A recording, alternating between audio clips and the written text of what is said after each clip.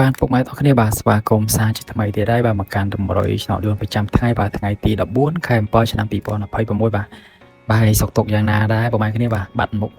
មុខតាមអាយៈសុខទុក្ខយ៉ាងណាហើយបាទហើយសុខសប្បាយទាំងអស់គ្នាបាទបើសិនជាសុខសប្បាយជួយ comment នៅក្នុង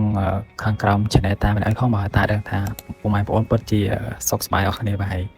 ឥឡូវកុំឲ្យខាត់ពេលវេលាយូរបាទយើងមកតាមដានតម្រុយយើងសម្រាប់ថ្ងៃទី14របស់អ្នកគ្នាបាទជឿដឹងថាតាមមានលេខពិសេសឬក៏លេខអីពិសេសចែកជូនទៀតអត់បាទសម្រាប់2លេខបាទ2លេខតាឲ្យកៅគុតបាទកៅគុតហើយនឹងបាទកៅគុត87 2លេខទៀត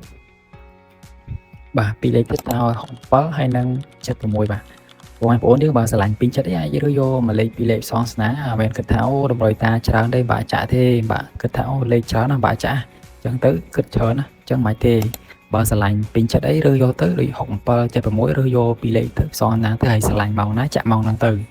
យើងមានម៉ោង9ក៏មានម៉ោង10ក៏មានម៉ោង1ក៏មានម៉ោង2ក៏មានដែរអញ្ចឹង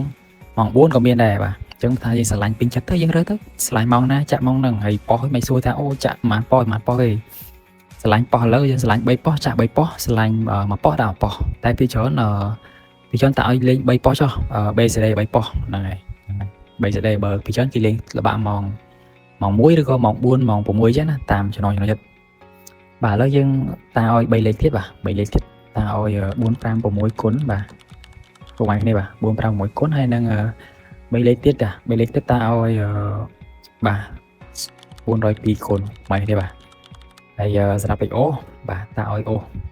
90បាទពុកម៉ែគ្នាបាទសូមបានឃើញវីដេអូនេះជួយចុច Subscribe Channel តាសុកបាទតម្រុយឆោម្នាក់មួយផងបាទតាមមានកម្លាំងចិត្តដាក់តម្រុយជូនពុកម៉ែបងប្អូនយើងបាទសងសំណាងរាល់ថ្ងៃតែម្ដងបាទហើយចុងក្រោយសូមអរគុណពុកម៉ែបងប្អូនគ្នាបាទជួបតែ